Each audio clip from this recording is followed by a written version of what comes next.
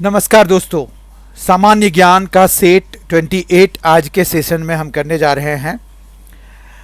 आज का पहला क्वेश्चन है, टोक्यो 2020 पैरा ओलंपिक में भारत ने कुल कितने खिलाड़ियों का प्रतिनिधि मंडल भेजा है? ऑप्शंस है 54, 45, 37, 35 और इसका करेक्ट आंसर है 54। भारत ने टोक्यो 2020 पैरालंपिक में 54 खिलाड़ियों का दल भेजा है, प्रतिनिधि मंडल भेजा है, जो कि अब तक का सबसे लार्जेस्ट प्रतिनिधि मंडल है पैरा ओलंपिक गेम्स के लिए। ठीक है, तो 54 मेंबर्स का भेजा है, आप याद रखिए। प्रश्न संख्या 2 है, टोक्यो 2020 पैरालंपिक में भारत की तरफ से ध्वजवाहक निम्नलिखित में से कौन थे? मरियप्पन थंगावेलु, टेकचंद, अरुणा तनवर, सकीना खातून। और इसका करेक्ट आंसर है टेकचंद।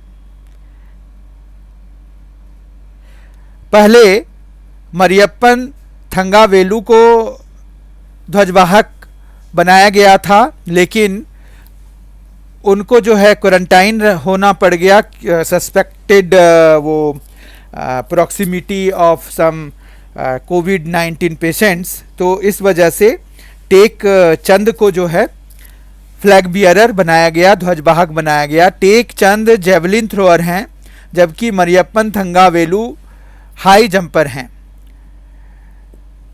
प्रश्न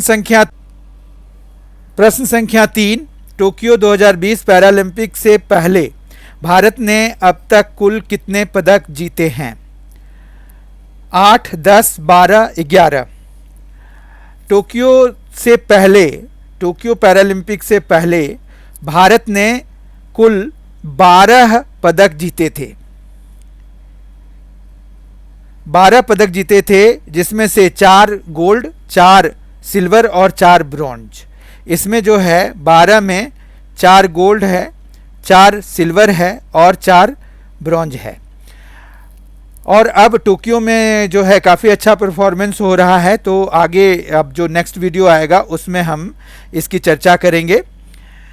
प्रश्न संख्या 4, भारत के किस राज्य में एक मास्क अनेक जिंदगी नामक लोक जागरूकता अभियान 1 अगस्त 2021 को शुरू किया गया है?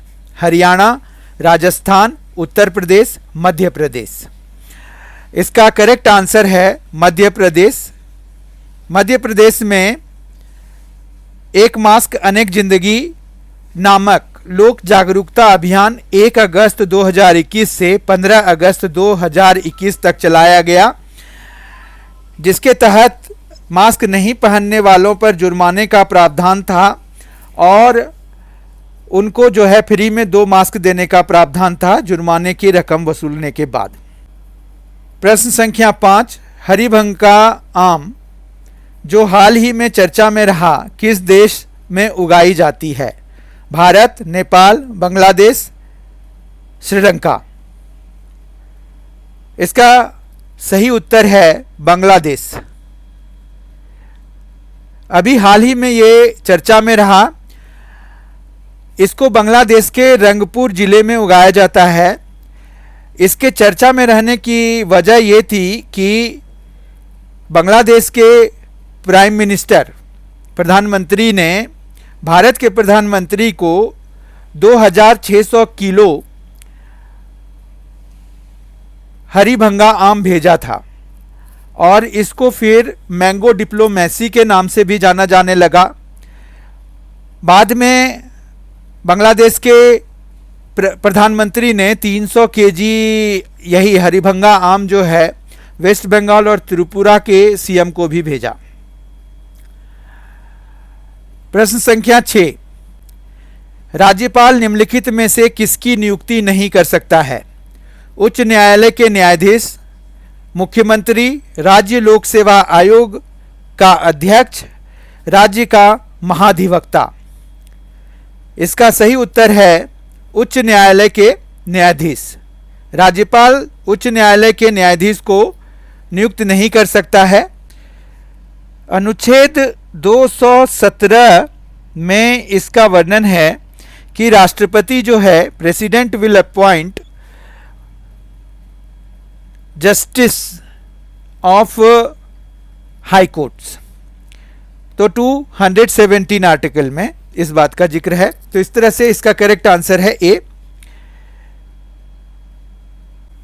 प्रश्न संख्या 7, निम्नलिखित में से कौन सा कथन सही नहीं है? जाटिन मिथिला बिहार का पूर्णिमा पर किया जाने वाला लोक नृत्य है। असम में खेल गोपाल नामक लोक नृत्य लोकप्रिय व प्रसिद्ध है। महाराष्ट्र में लोझिम नृत्य, दहलिका अथवा दही हांडी नृत्य लोकप्रिय है।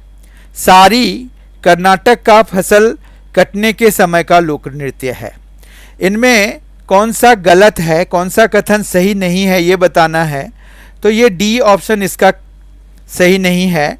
कर्नाटक में जो है, कर्नाटक में जो फसल के समय गाया जाने वाला या किया जाने वाला लोक नृत्य है वो है सुग्गी कुनीता। तो सुग्गी कुनीता सही होगा, इसीलिए इसका डी ऑप्शन है हमारे पास करेक्ट। प्रश्न संख्या 8, पंचायती राज व्यवस्था का मूल उद्देश्य क्या सुनिश्चित करना है? विकास में जनभागीदारी, राजनीतिक जवाबदेही, लोकतांत्रिक विकेंद्रीकरण, वित्तीय संग्रहण, फाइनेंशियल मोबिलाइजेशन। नीचे दिए गए कूट का प्रयोग करके सही उत्तर चुनिए। 1, 2 और 3, 2 और 4, 1 और 3, 1, 2, 3 और 4। तो इनमें से सही हमें जो है चूज करना है। तो इसमें जो सही है वो है 1 और 3, सी इसका करेक्ट आंसर हो जाएगा। पंचायती राज व्यवस्था का मूल उद्देश्य विकास में जनभागीदारी तथा लोकतांत्रिक विकेंद्रीकरण सुनिश्चित करना है। प्रश्न संख्या 9, निम्न लेजर किस्मों में से कौन लेजर प्रिंटर में प्रयुक्त होती है? Dye laser, semiconductor laser, excimer laser, gas laser. जो प्रिंटर में प्रयुक्त होता है वो सेमीकंडक्टर लेजर होता है। इस तरह से इसका बी ऑप्शन करेक्ट होगा। प्रश्न संख्या 10, ताजे भौम जल का पीएच वायु प्रभावित होने पर थोड़ा घट जाता है क्योंकि वायु से कार्बन डाइऑक्साइड जल में घुल जाती है, वायु से ऑक्सीजन जल में घुल जाती है, भौम जल में घुलित कार्बन डाइऑक्साइड वायु में निकल जाती है, भौम जल में घुलित ऑक्सीजन वायु में निकल जाती है। तो इसका सही आंसर है ए, वायु में कार्बन डाइऑक्साइड जो होता है वो वायु से जल में घुल जाती है, तभी उसका पीएच मान जो है थोड़ा घट जाता है, यानी कि वो एसिडिक हो जाता है। प्रश्न संख्या 11, किसी पिंड को धरातल से 3 मीटर की ऊंचाई तक उठाया जाता है। इसे एक मेज पर गिराया जाता है जो भूमि तल से 1 मीटर ऊंची है। इस प्रसंग में निम्नलिखित कथनों में से कौन सा एक सही है? इसकी स्थितिज ऊर्जा कुल ऊर्जा के इसके प्रारंभिक मान की 2/3 कम हो जाती है। इसकी स्थितिज ऊर्जा कुल ऊर्जा के इसके प्रारंभिक मान की 1/3 कम हो जाती है। इसकी स्थितिज ऊर्जा कुल ऊर्जा के इसके प्रारंभिक मान की 2/3 बढ़ जाती है। इसकी स्थितिज ऊर्जा कुल ऊर्जा के इसके प्रारंभिक मान की 1/3 बढ़ जाती है। इसका सही उत्तर है इसकी स्थितिज ऊर्जा कुल ऊर्जा के इसके प्रारंभिक मान के 2/3 कम हो जाती है। स्थितिज ऊर्जा जो है हाइट फ्रॉम द ग्राउंड, मतलब जमीन से भूतल से कितने ऊंचाई पर है उस पर डिपेंड करता है। तो यहाँ पर अगर आप डिस्टेंस देखिए तो 3 मीटर पहले था, अब 1 मीटर रह गया, तो कम कितना हो जाएगा, 2/3 कम हो जाएगा उसका स्थितिज ऊर्जा। प्रश्न संख्या 12, निम्न में से कौन सा से कथन सही है? विश्व के आश्चर्यों की सर्वप्रथम सूची बनाने का श्रेय महान इतिहासकार हेरोडोटस और साइरन के कैलीमैकस को जाता है। इन्होंने सिकंदरिया अलेक्जेंड्रिया मिस्र के संग्रहालय में अपने 7 प्राचीन आश्चर्यों की सूची बनाई थी। नीचे दिए गए कूट का प्रयोग करके सही उत्तर चुनिए। केवल 1, केवल 2, 1 और 2 दोनों, इनमें से कोई नहीं। आपको इसमें सही कथन चूज करना है। तो इसमें जो सही उत्तर है वो है 1 और 2 दोनों। प्रश्न संख्या 13, विश्व में एल्यूमिनियम का सबसे बड़ा उत्पादक देश कौन सा है? चीन, फ्रांस, भारत, जर्मनी। विश्व में एल्यूमिनियम का सबसे बड़ा उत्पादक देश चीन है। भारत दूसरे स्थान पर है, जबकि रसिया, रूस तीसरे स्थान पर है। चाइना ने 3700,000 टन जो है एल्यूमिनियम का उत्पादन 2019 में किया था, जबकि भारत ने इसी समय में 3600,000 टन का किया था। तो बहुत ज़्यादा गैप है पहले और दूसरे स्थान वालों के बीच में। प्रश्न संख्या 14 देखते हैं, निम्नलिखित क्षेत्रों में से कौन सा कूप सिंचाई के लिए उपयुक्त होता है? प्रायद्वीप, भारत के शैलमय एवं असमतल पठार, राजस्थान और गुजरात के शुष्क क्षेत्र, उत्तर प्रदेश का खारा भौमजल क्षेत्र, महानदी गोदावरी और कृष्णा के डेल्टा प्रदेश। इसका सही उत्तर है महानदी गोदावरी एवं कृष्णा के डेल्टा प्रदेश। यहाँ पर कूप सिंचाई उपयुक्त है। प्रश्न संख्या 15, सिंधु घाटी के सभी शहरों, एक को छोड़कर, के घरों में सभी घरों में बगल से प्रवेश द्वार था। निम्न शहरों में से वह शहर छांटिए जिसमें घरों का प्रवेश द्वार मुख्य सड़क पर था। चन्हूदड़ो, मोहनजोदड़ो, लोथल, कालीबंगा। इसका सही उत्तर है लोथल। लोथल में ऐसे घर पाए गए हैं जिसका कि जो मुख्य द्वार था वो मुख्य सड़क पर खुलता है। बाकी सभी में वो साइड से जो है फिर सड़क में मुख्य सड़क पे जुड़ते थे। प्रश्न संख्या 16, निम्नलिखित में कौन सा प्राचीन भारतीय साम्राज्य उसकी राजधानी के साथ गलत जोड़े के रूप में अंकित है? मौर्य, पाटलिपुत्र, पांड्य, मदुरई, पल्लव, वेल्लोर, काकतिया, वारंगल। इसका जो गलत जोड़ा है वो है पल्लव वेल्लोर। एक्चुअली पल्लव की जो राजधानी थी वो कांचीपुरम थी, वेल्लोर नहीं, कांचीपुरम।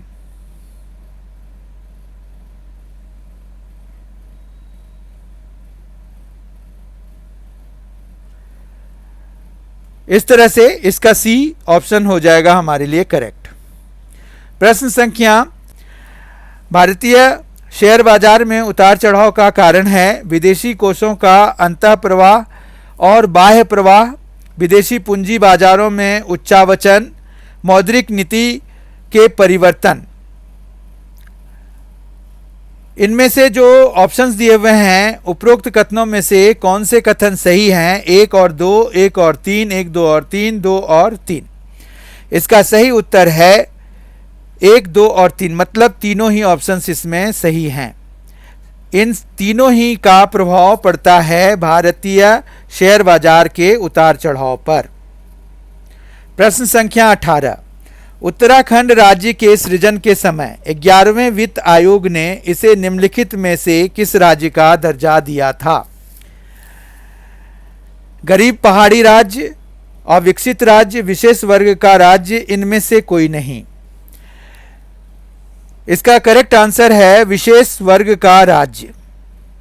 स्पेशल स्टेटस उत्तराखंड को दिया गया था जब इसका सृजन किया गया था। इसका सृजन कब किया गया था? 2000 ईस्वी में। प्रश्न संख्या 19, भारत के लिए संविधान की रचना हेतु संविधान सभा का विचार निम्नलिखित में से सर्वप्रथम किसने प्रस्तुत किया था? स्वराज पार्टी ने 1924 में, कांग्रेस पार्टी ने 1936 में, मुस्लिम लीग ने 1942 में, सर्वदल सम्मेलन ने 1946 में। इसका सही उत्तर है स्वराज पार्टी ने 1924 में।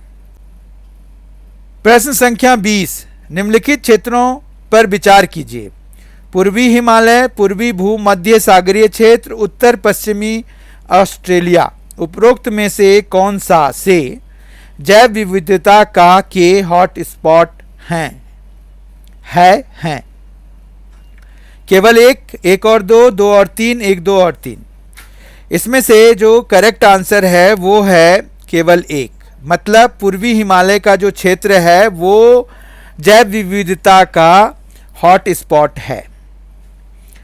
प्रश्न संख्या 21, counter insurgency and jungle warfare school CIJWS, जो कि भारतीय सेना का अपारंपरिक युद्ध में विशेषज्ञता प्रदान करने वाला प्रशिक्षण संस्थान है, कहाँ अवस्थित है? वारंगते मिजोरम, किरकी पुणे, रायवाला देहरादून, दिग्गी हिल्स पुणे। इसका सही उत्तर है वारंगते मिजोरम। प्रश्न संख्या 22, कुरियन पुरस्कार के प्रायोजक हैं? केंद्रीय कृषि मंत्रालय, राष्ट्रीय कृषि अनुसंधान संस्थान, राष्ट्रीय डेयरी अनुसंधान संस्थान, राष्ट्रीय विज्ञान अनुसंधान परिषद। इसका सही उत्तर है राष्ट्रीय डेयरी अनुसंधान संस्थान। जैसा कि हमें ज्ञात हो, कुरियन जो है वाइट रिवॉल्यूशन से रिलेटेड हैं, तो वो जो है डेयरी विकास के लिए उन्होंने काफ़ी काम किया था। तो राष्ट्रीय डेयरी अनुसंधान संस्थान कुरियन पुरस्कार के प्रायोजक हैं। प्रश्न संख्या 23, निम्नलिखित में से किस लागत का संबंध न्यूनतम लागत से है? स्थिर लागत, अस्पष्ट लागत, मूलभूत लागत, परिवर्ती लागत। इसका सही उत्तर है मूलभूत लागत, क्योंकि ये जो है सबसे न्यूनतम है। इतना तो किसी भी कंपनी को करना ही पड़ेगा। प्रश्न संख्या 24, 2.5 दिन का झोपड़ा क्या है? 2.5 दिन का झोपड़ा क्या है? मस्जिद, मंदिर, संत की झोपड़ी, मीनार। 2.5 दिन का झोपड़ा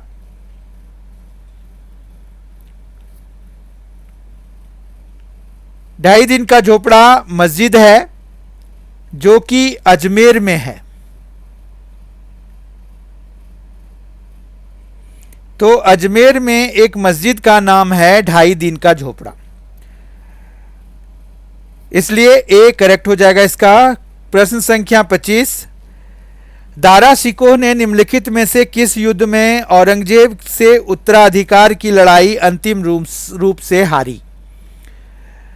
दारा शिकोह ने निम्नलिखित में से किस युद्ध में औरंगजेब से उत्तराधिकार की लड़ाई अंतिम रूप से हारी? धर्मत, सामूगढ़, देवराय, खानवा।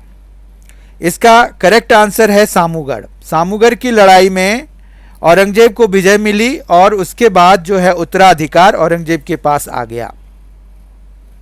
प्रश्न संख्या 26, अस्पृश्यता से उद्भूत अपराध गठित नहीं होगा जबकि अभियुक्त का कार्य जनसाधारण के किसी अनुभाग के व्यक्तियों के फायदे के लिए सृष्ट एक पूर्तन्यास के अधीन फायदे के उपभोग करने के संबंध में है। अभियुक्त का कार्य अलंकारों के उपयोग करने के संबंध में है। अभियुक्त के अपराध कारित करने में सक्षम नहीं होने से है।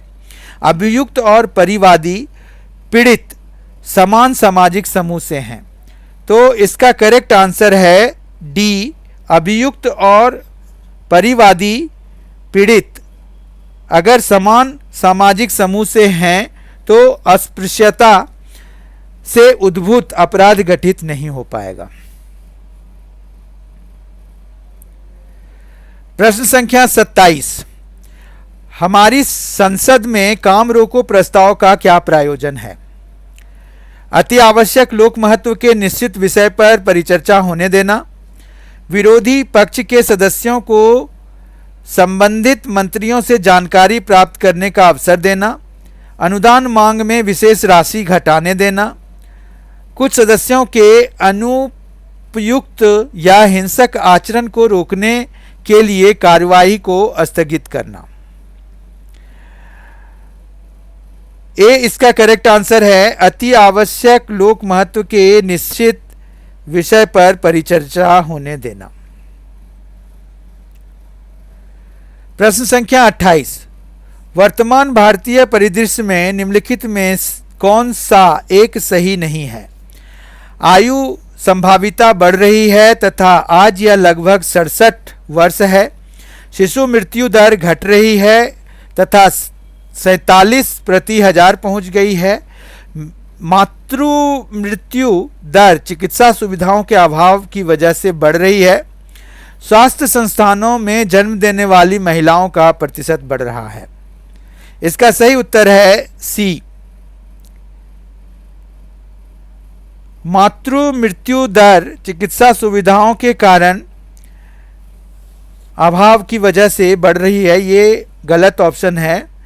चिकित्सा सुविधाओं के अभाव नहीं, चिकित्सा सुविधाओं का बढ़ जाने के कारण मातृ मृत्यु दर भी कम हुआ है।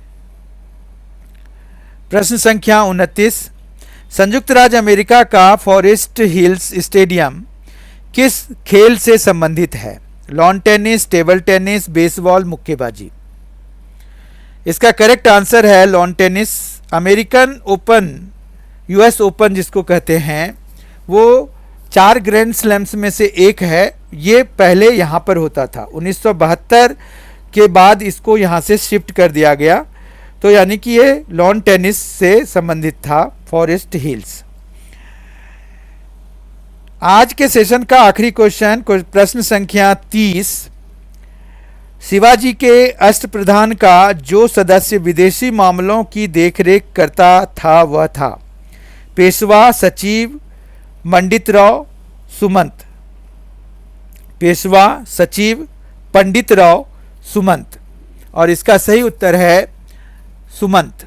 सुमंत जो है ये एक तरह से विदेश मंत्री हुआ करते थे उस समय, विदेशी मामलों की देखरेख करता था सुमंत। इस तरह से आज हमने 30 बहुत ही शानदार प्रश्न किए, सामान्य ज्ञान और समसामयिक घटना पर आधारित। मुझे आशा है आपको ये पसंद आया होगा। बहुत ही जल्द हमारी मुलाकात इसके अगले सेट के साथ होगी।